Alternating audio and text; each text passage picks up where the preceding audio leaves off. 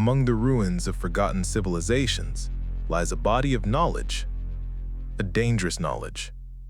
It is carved into stones that have outlived their creators and hidden in the silence of jungles that have swallowed their cities. This is not a story about men. It is a story about gods, and about a calendar that is counting down the moments until their return. We are talking about the civilization that academics call the Maya. Almost nothing is left of them but stone and mystery. Everything you have read about them in textbooks is science fiction, written by people trying to decipher a code without a key. But their legacy is important not because of their pyramids, but because of what their priests knew. They knew about the cycles. They knew that one age is replaced by another, and they knew the exact date of the end of the world.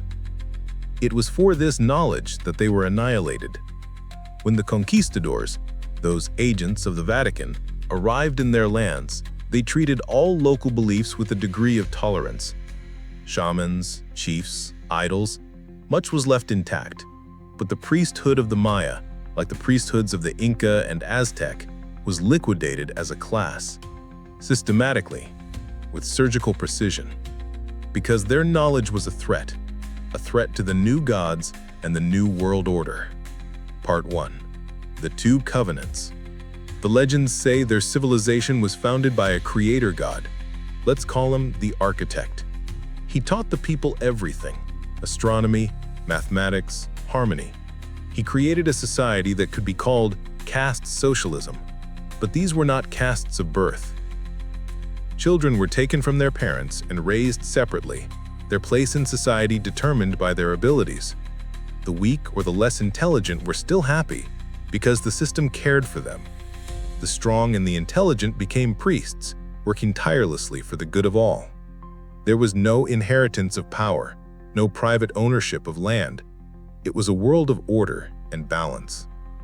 But one day, another god arrived, an invader, a god of war and chaos. In the myths, they call him the hummingbird god. He defeated the architect and exiled him.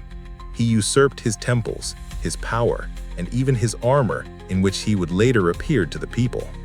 He abolished the old order. He introduced hereditary castes, securing power for his chosen few.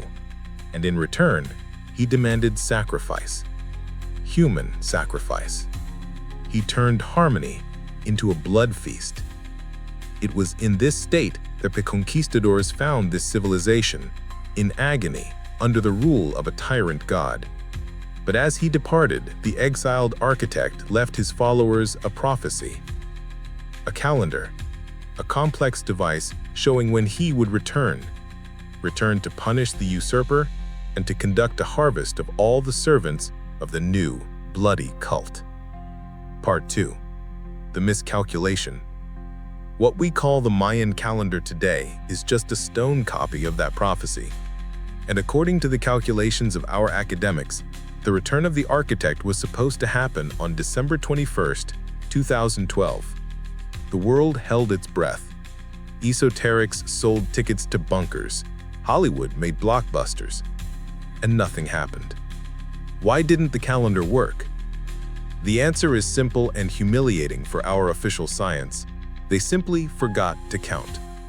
The date of 2012 was calculated from the birth of Christ, but our entire modern chronology is a fiction built on sand.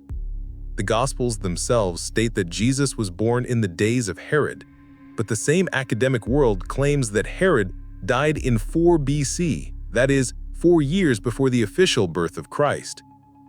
Other documents exist, like the Annals of Clement of Alexandria, which shifts the date of birth even further. Our entire system of chronology is an artificial construction that can be safely thrown in the trash. If we make even minimal, conservative adjustments to this timeline, shifting it by just 15 years, the date of the architect's return moves.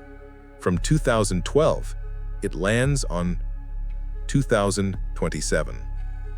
And this is where it gets truly interesting, because this date begins to resonate with prophecies from other, seemingly unrelated systems.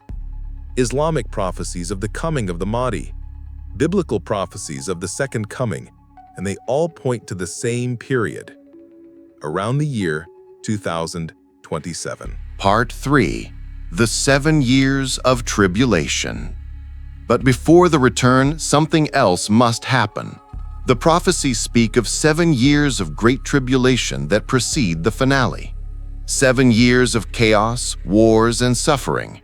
If the finale is set for 2027, a simple calculation shows that these 7 years should have begun in late 2019, early 2020. Sound familiar? What we are witnessing now is not just a geopolitical crisis. It is the beginning of that very great tribulation.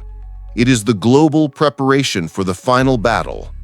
The adherents of the usurper God, those who rule the world now, know that time is running out. They know the architect is returning, and they are preparing to fight him. This tribulation will likely be divided into 2 phases. The first 3.5 years, total war. Hot, hybrid, economic, biological, all types of war simultaneously to sow maximum chaos and weaken humanity. The second 3.5 years, the establishment of the New World Order. Total control, a digital prison, a one-world government, an attempt to consolidate their power and meet the architect's return, fully armed. All of today's global politics, all of the crises and conflicts, are merely the setting of pieces on the board before the final game. Conclusion: awaiting the harvest. How accurate is this timeline? We cannot know for sure, but too many signals are pointing in the same direction. Too many seemingly unrelated events are forming a single, terrifying picture. The servants of the tyrant God, those who offered him sacrifices then, and those who offer them now by managing wars and corporations, they are in a panic. They know their time is coming to an end. They are preparing to battle. And what about the rest of us? We are the descendants of those who lived under the architect. In our genetic memory, in our deepest myths, lives the expectation of his return, the expectation of justice, the expectation of a harvest when the wheat will be separated from the chaff. All we can do is watch. Watch the signs, watch the movement of the pieces on the board, and watch as the ancient calendar, carved in stone, inexorably counts down the final years before the finale. Time is almost up. The harvest is near.